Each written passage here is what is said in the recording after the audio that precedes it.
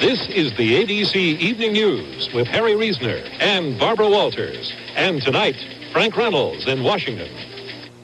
Good evening. Our top stories: everything east of the Rockies is hot, humid, and horrible.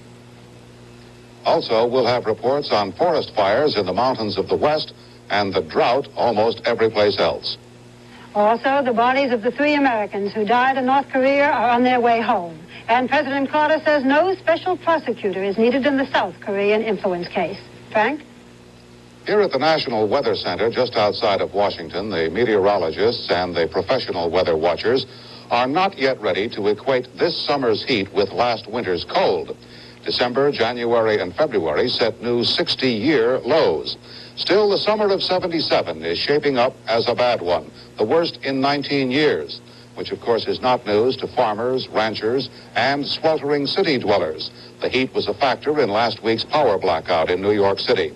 The weather, simply because of very extensive high-pressure systems, which are just sitting up there, is causing problems almost everywhere in the country.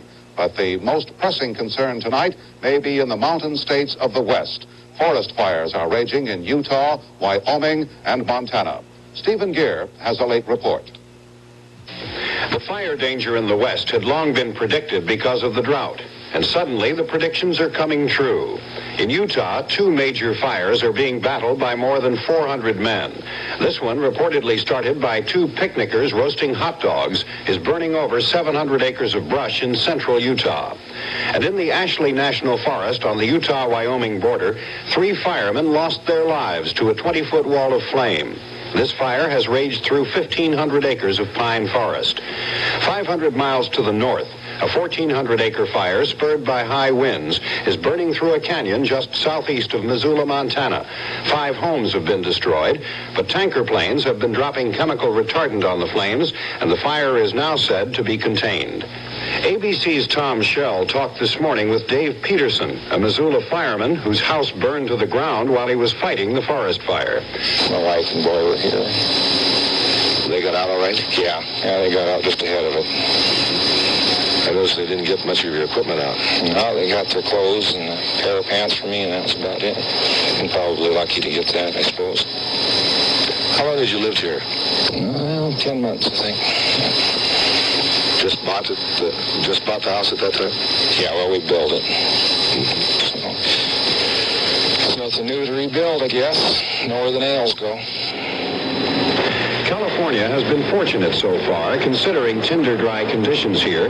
This weekend fire in the heavily populated Hollywood Hills was quickly controlled. It burned along a ridge near the Hollywood Bowl, but winds were favorable and none of the hundreds of nearby homes was affected. The weather has been relatively mild in California, and with the worst of summer heat yet to come, the fire threat increases in this state, suffering the worst drought in its history. Stephen Gear, ABC News. The weather is causing discomfort in much of the country right now, but abnormal conditions, as we have at present, can have serious consequences long after we all cool off. We have a series of reports tonight on the drought of 1977 and what to expect later on. First, here is Ron Miller. 35 states are affected by the current drought. The worst areas are shaded dark brown on the map. And each dry area across the country has a different look. California, Alabama,